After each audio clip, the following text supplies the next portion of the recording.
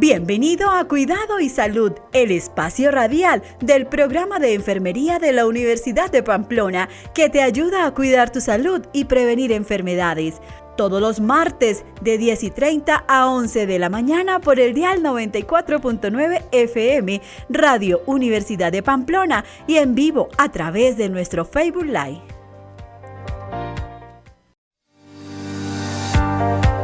Conozca la percepción de nuestros expertos, cuáles son sus recomendaciones, aprenda con el especialista en cuidado y salud. Buenos días a todos los oyentes que se conectan con nosotros a través de los 94.9 Radio Universidad de Pamplona o a través de nuestro Facebook Live o a través de otros medios digitales. Hoy nuevamente estamos en una nueva emisión de Cuidado y Salud. Cuidado y Salud es un espacio radial del programa de enfermería de la Universidad de Pamplona que busca ofrecerte la mejor información para el cuidado de tu salud y la prevención de enfermedades. Hoy vamos a contar nuevamente con un invitado muy especial, el profesor Anderson Manuel Ropero. Él es docente del programa de enfermería de la Universidad de Pamplona y nos va a explicar acerca de cómo utilizar el servicio de urgencias. Entre eso vamos a hablar un poco acerca de qué es el servicio de urgencias, cómo se clasifican esas urgencias, cuál es la diferencia entre urgencia y emergencia, entre otros aspectos importantes para que este servicio no se congestione y todos podamos utilizarlo de una manera más eficiente. Entonces saludamos al profesor Anderson. Buenos días, profesor Anderson, ¿cómo se encuentra en la mañana de hoy? Hola Andrea, muy buenos días y buenos días para todos los oyentes. Muy bien, gracias. Bueno, pues para iniciar y para contextualizar un poco, cuéntenos en qué consiste el servicio de urgencias. Bueno, Andrea, el servicio de urgencias es un servicio de todos los centros hospitalarios, ¿sí? Clínicas o hospitales que brindan servicio de atención, pero hay que tener claridad que al servicio de urgencias debemos acudir, ¿sí? Cuando tengamos urgencia vital, una urgencia vital que pues ahorita más adelante iremos mirando, ¿sí? Qué tipo de paciente debe asistir a ese servicio. Recordemos que en el urgencias también vamos a recibir atención de calidad, ¿sí? Y que no necesitamos una cita médica para acudir al servicio de urgencias. Bueno, ¿cuál es el objetivo de este servicio? Bueno, el objetivo principal del servicio de urgencias siempre va a ser brindar atención y solucionar esa urgencia vital que presenta ese paciente. Aquellos pacientes que nos ingresan con una prioridad, un ejemplo, un paciente con una parada cardíaca, que en este momento hay que darle esa atención de calidad, esa atención inicial para poder solucionar esa patología o esa enfermedad que está colocando en riesgo la vida del paciente. Bueno, ¿cómo es ese proceso de atención en esa unidad? Bueno, cuando nosotros ingresamos al servicio de urgencias, lo primero que tenemos que tener claro es dependiendo del nivel de complejidad con el que yo ingreso. Porque si yo llego a ingresar con algún dolor que me está ocasionando molestia, yo debo hacer el proceso y ese proceso incluye ingresar. Lo primero que debo hacer antes de ingresar a ese servicio es verificar si en ese servicio o en esa institución yo puedo recibir la atención de urgencias. Un ejemplo, recordemos que acá en Colombia tenemos EPS y esas EPS algunas tienen convenios con unas instituciones. Entonces debo estar seguro de que esa institución me pueda brindar a mí toda la atención. Aunque yo puedo asistir a cualquier servicio y lo que van a hacer es estabilizarme en caso de que sea una urgencia vital y se va a remitir al paciente. En caso de que no sea así, igual no te van a prestar la atención en ese servicio de urgencias y tienes que asistir a otro. ¿El proceso cómo es? En este caso, vamos a entregar la información, la cédula, hacemos una primera valoración donde se toman los signos vitales del paciente para poder verificar el nivel, ¿sí?, de complejidad por el cual asiste, observar a ese paciente. Y de ahí se le va a dar un código, llamémoslo de esa manera, que sería la clasificación TRIAS, para poder mirar el nivel de atención y de complejidad que tiene ese paciente que ingresa al servicio de urgencias. Bueno, ¿cómo se clasifica ese triaje o ese triage? Bueno, resulta que en Colombia, ¿sí? Se contempló una resolución que se llama la 596 del 2000, donde establece unos tiempos de triaje, ¿sí? Y resulta que en Colombia tenemos 5 triajes. El primero es aquel triage de atención inmediata. ¿Quiénes son los de atención inmediata? Aquellos usuarios que de pronto nos lleguen por pérdida, ¿sí?, de conciencia, aquellos pacientes que ingresen por alguna parada cardíaca, politraumatizados, pacientes con accidentes con algún tipo de trauma severo, hemorragias. Esos son aquellos pacientes que van a ingresar inmediatamente al servicio de urgencias. Tenemos el triage 2, donde la atención es aproximada 30 minutos, el triage 3, que es aproximadamente entre 60 a 90 minutos, el cuarto, que es aproximadamente entre 180 minutos, y ya el último triage, que es el triage 5, que es el que es una atención aproximada a los 300 minutos. Ahí es donde nosotros como usuarios tenemos que tener claridad en qué momento yo puedo ir al servicio de urgencia. Igual, pues hay que tener mucha precaución, sí, con lo que les acababa de mencionar, según la clasificación que me van a dar, para que no tengamos inconvenientes cuando estamos en el servicio de urgencias. A veces los usuarios tienen molestias por el tiempo de espera, pero pues eso depende de la complejidad con la que usted asista al servicio. ¿Cuál sería esa diferencia entre una emergencia y una urgencia? Bueno, hay una gran diferencia. Recordemos que cuando yo hablo de una urgencia es aquel proceso que está colocando en riesgo la vida del usuario, ¿sí? Mientras que una emergencia es algo que se puede tratar, pero no está colocando en riesgo la vida de ese paciente que nos ingresa al servicio de urgencias. Bueno, entonces en ese sentido, pues como nos lo explicaba, ¿cuándo debemos de pronto marcar una ambulancia y cuándo ir o asistir directamente al hospital? Bueno, ¿cuándo debemos nosotros solicitar el apoyo del equipo paramédico o de una ambulancia? En aquellos pacientes que sufran, un ejemplo, un síncope, que sería un desmayo, y ese desmayo del paciente tiene pérdida de conciencia, hay pérdida del pulso, el paciente no reacciona. Esos son aquellos pacientes, sí, que tenemos que solicitar. Pacientes con hemorragia.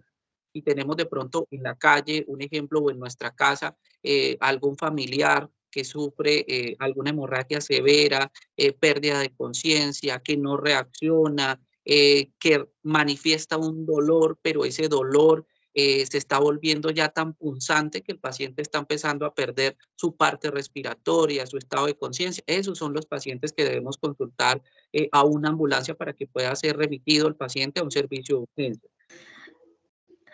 En el caso de las características, hay que tener claridad en algo, y es mirar en la complejidad con la que mi familiar o en los usuarios puedan ingresar al servicio de urgencia. ¿Qué características? Un ejemplo, pérdida de conciencia, que el paciente no reaccione, que el paciente refiera dolor, pero es un dolor agotante, un dolor que le impide realizar sus actividades diarias, aquel paciente que esté con una hemorragia, aquel paciente con una fractura, pero una fractura bastante severa, bastante marcada, aquel paciente que tenga inmovilidad, que no pueda tener una muy buena movilidad física. Esos son aquellos pacientes que pues se debe consultar a un servicio de urgencias directamente.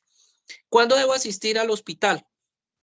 Yo tengo que tener claridad en qué momento asistir para que me puedan dar un triage, y ese triage sea de atención, pero sea una atención prioritaria para que no congestionemos los servicios de urgencias, porque a veces congestionamos los servicios de urgencias por ciertas patologías o por ciertas alteraciones que presentamos que no son una urgencia vital. Un ejemplo, si tengo un síndrome gripal, ¿sí? Para un síndrome gripal yo no debo asistir a un servicio de urgencias, porque por ende mi triage va a estar entre 4 a 5 y el tiempo de espera va a ser bastante largo. Pero, ¿qué sí puedo hacer? Puedo pedir una cita o asistir a mi EPS y solicitar una cita prioritaria para que me den la atención. Ahí el médico determinará el tratamiento o le explicará a usted como usuario si debe remitirse a un servicio de urgencias para recibir una atención inmediata. ¿Qué documentación debo tener en cuenta a la hora pues, de ir al servicio de urgencia? Bueno, recordemos que acá en Colombia, pues presentamos nuestro documento de identificación. La institución nos dará respuesta de si yo tengo la atención según la EPS a la cual estoy afiliado.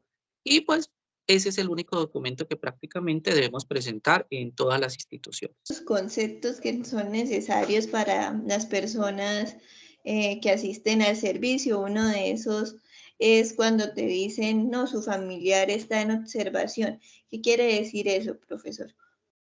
Bueno, cuando nos dicen a nosotros que nuestro familiar está en observación, quiere decir que a ese paciente ya recibió la valoración médica, el médico envía unos paraclínicos, unos medios diagnósticos para poder determinar, ¿sí?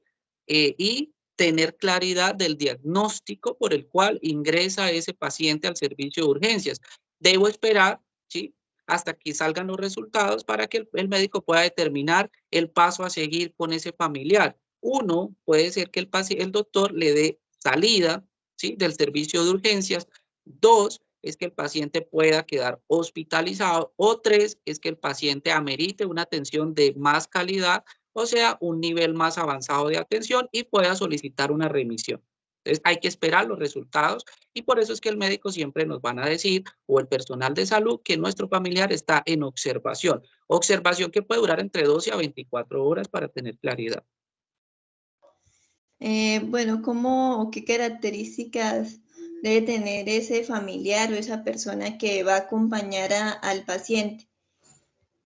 Bueno, hay que tener claridad en algo y es que el servicio de urgencias, por su nivel de complejidad, en muchas ocasiones se ve bastante congestionado.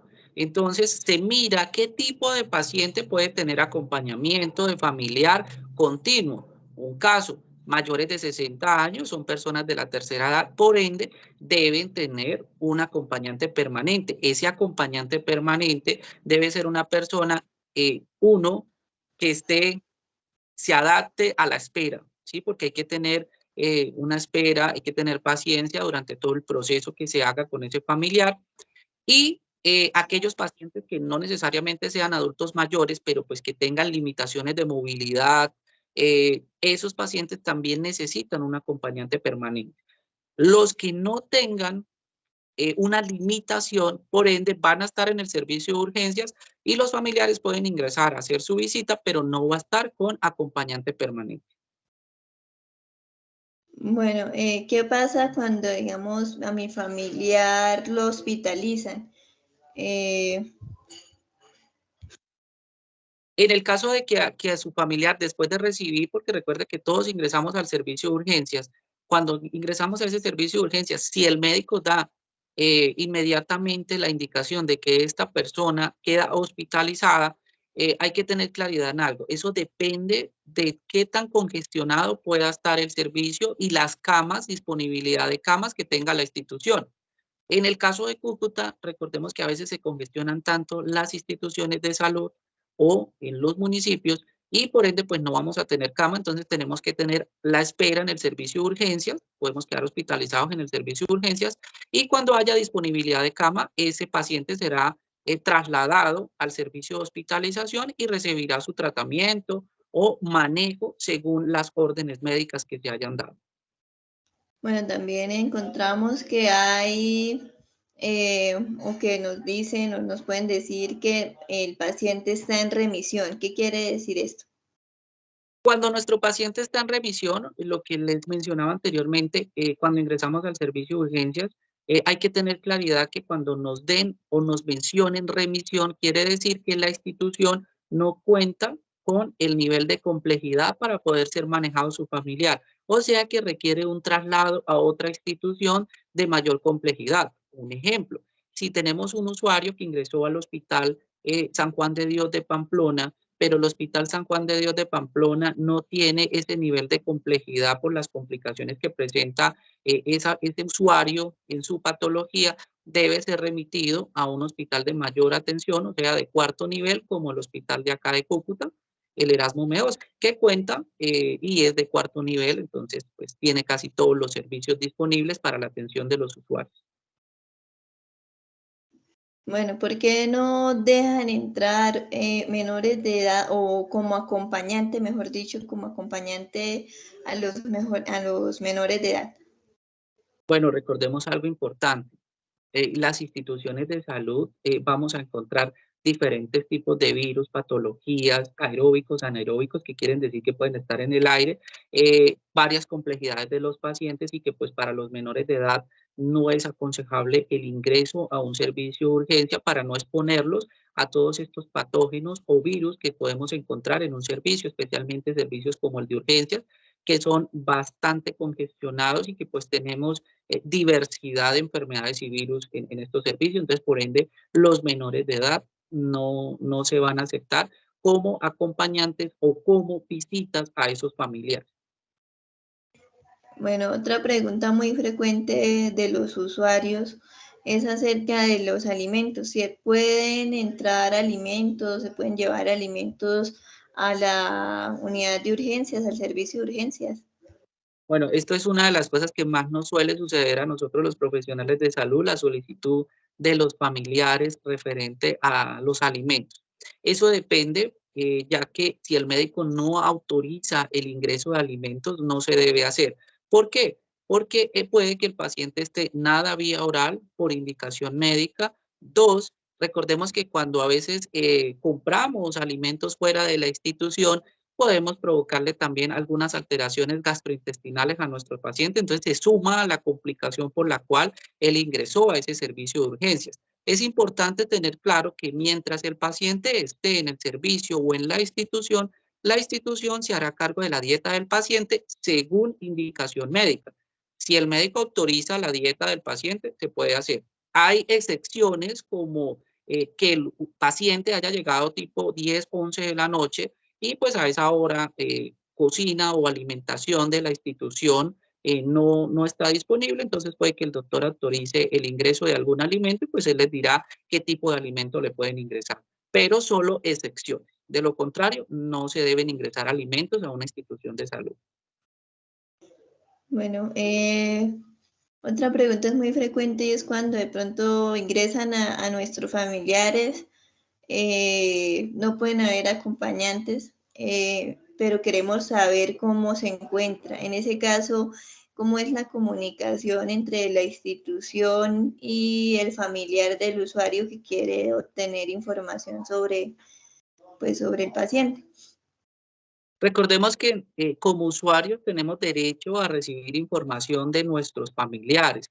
Hay horarios establecidos de visita en las instituciones, ¿sí? Pero cuando están en servicio de hospitalización, hay algunas instituciones que permiten que las visitas sean todo el día y pues el familiar puede acercarse al estar de enfermería, preguntarle al enfermero profesional o enfermero jefe, como nos conocen, y él le puede dar la información, eh, llamémoslo de esta manera, que usted puede tener, ¿sí? Referente a su familiar, porque pues el profesional idóneo para dar la información acerca de nuestro familiar es el médico cuando hace la ronda. En el caso de los servicios de urgencias, también hay un tiempo establecido de visita y pues en ese tiempo se le va a dar la información. Si al paciente, un ejemplo, se va a pasar a un procedimiento quirúrgico, siempre el personal de enfermería o el profesional de la salud llamará al familiar, el cual deja su documento, su número de teléfono. A ese familiar se llama y se le da la información correspondiente para que él se pueda trasladar al servicio de urgencias o si está en sala de espera o en la parte de afuera de la institución pueda ingresar para que reciba la información. Pero siempre va a haber comunicación directa con esa persona que trajo o con ese número telefónico que dejan del familiar. A ese número se llama y se da la información correspondiente en el caso de una urgencia o en el caso de que el paciente necesite algún traslado o sea trasladado a otro servicio.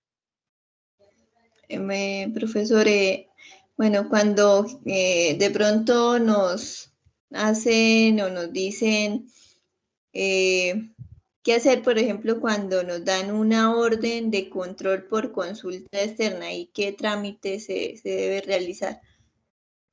Cuando nos dan esas órdenes por consulta externa, recuerden que cuando usted sale del servicio, a usted se le va a entregar unos documentos, ¿sí? En esos documentos se le entrega la epicrisis, que es la historia clínica de la atención que usted recibió, si estuvo en el servicio de urgencias como tal, y le van a entregar unas órdenes, ¿sí? Dentro de esas órdenes puede que esté valoración o cita por consulta externa, debemos acercarnos, solicitar la cita, porque ahí recibir la atención dependiendo de la cita que solicitemos. O hay momentos en los que los médicos le dicen, acérquese a su institución, solicite una cita prioritaria para que le den la atención. Entonces, depende de la indicación médica que se le dé en ese momento. Bueno, otro aspecto importante es acerca de los medicamentos. ¿Cómo pueden los pacientes reclamar los medicamentos que el médico le indicó? Recordemos que cada usuario tiene una institución prestadora de salud, en este caso su EPS, ¿sí? Y en ese caso la EPS debe tener las farmacias, al usuario se le indica según la EPS que tenga a dónde debe dirigirse para que pueda reclamar los medicamentos. Suele cambiar en el caso de pacientes SOA que tengan algún tipo de accidente de tránsito, a esos pacientes dentro de la institución, por lo general entrega los medicamentos. Pero si tengo una EPS, quiero trasladarme a farmacia o algún familiar con la orden médica que te dé el tratamiento y reclamar. Bueno, profe, ¿cuál es la principal razón por la cual se congestiona el servicio de urgencias? Bueno, la principal razón es que a veces nos llegan usuarios al servicio de urgencia y estos usuarios no llegan con una urgencia vital. Entonces, es lo que yo les he ido mencionando durante eh, lo que hemos hablado. Y hay que mirar el tipo de complejidad que yo tenga, ¿sí? Porque hay algunas complejidades que pueden ser tratadas por citas prioritarias en su EPS. Entonces, no debemos congestionar los servicios porque a veces se nos congestionan tanto y hay pacientes que sí necesitan una urgencia vital y eso retrasa la atención para aquellos pacientes. Recordemos que esos pacientes sí tienen en riesgo su vida, entonces hay que tener esa priorización. Hay algunos pacientes que nos van a ingresar por algunos dolores fuertes que también se priorizan, ¿sí? Pero hay que mirar el tipo de patología o el tipo de sintomatología que yo esté presentando para poder ingresar al servicio de urgencias. Bueno, en ocasiones ingresamos por cefaleas, ingresamos por algunas cosas o dolores de cabeza muy fuertes, como lo conocemos nosotros las cefaleas. Entonces hay que tener cuidado con eso porque eso puede ser manejado por consulta prioritaria, más no en un servicio de urgencias y congestionamos. A veces llegamos muchos familiares con el paciente y pues eso también congestiona los servicios de urgencia. Debería estar un solo familiar para que esté pendiente de ese usuario que requiere esa atención. Entonces, todos esos factores ayudan a congestionar los servicios y llegan momentos en los que la capacidad instalada de los servicios de urgencia de las instituciones se ve tan copada que pues no hay dónde poder dar atención de urgencias a los usuarios. Entonces hay que mirar muy bien esos aspectos que hemos hablado para poder ingresar a ese servicio de urgencias. Y si no es algo que esté afectándome, que me esté impidiendo realizar mis actividades diarias, puedo solicitar la cita prioritaria y igual voy a recibir una atención médica con un tratamiento y el médico le dirá si puede ser manejado en casa o debe remitirse a un servicio de urgencias. Bueno, ya para ir finalizando, bueno, ¿cuáles son de pronto esas causas más frecuentes por las cuales la gente debe o debería asistir al servicio de urgencias? Bueno, ¿Cuáles serían esas urgencias reales? Bueno, esas urgencias reales, como les mencionaba anteriormente, aquellos pacientes que tengan pérdida de conciencia, dolores intensos, pero esos dolores que me impiden o me limitan realizar mis actividades, pacientes con traumas. ¿Cuáles son esos pacientes con traumas? Aquellos pacientes que tengan algún tipo de accidente, fractura, pacientes que hayan sufrido alguna quemadura, pero una quemadura que esté afectando ya que se vea con una ampolla, que para nosotros son flictenas, pero pues para el usuario lo va a entender como ampolla. Aquellos pacientes que tengan también dolor pues que ya lo mencionaba, aquellos pacientes que también tengan una dificultad para orinar, ¿sí? Que refieran que tienen más de 6, 7 horas que no pueden orinar y que están presentando ese dolor irradiante que le molesta, que le incomoda. Aquellos pacientes que tengan alteraciones, como cuáles alteraciones, que hayan sufrido un desmayo súbito en la calle, ¿sí? Esos son aquellos pacientes que debemos inmediatamente remitirlos a un servicio de urgencias. ¿Por qué?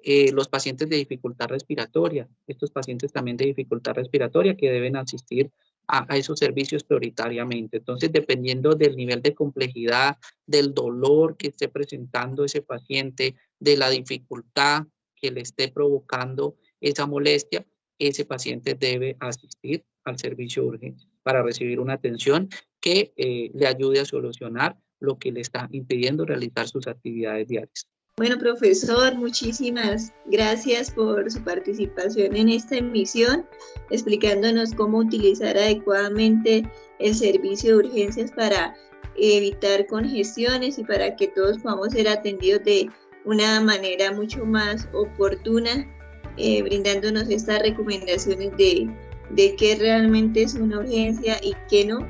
Y bueno, esperamos pues tenerlo en otras emisiones de Cuidado y Salud, el programa que te ofrece la mejor información para el cuidado de tu salud y la prevención de enfermedades, de parte del programa de enfermería de la Universidad de Pamplona, aquí por los 94.9 Radio Universidad de Pamplona. Entonces, muchísimas gracias por su intervención nuevamente.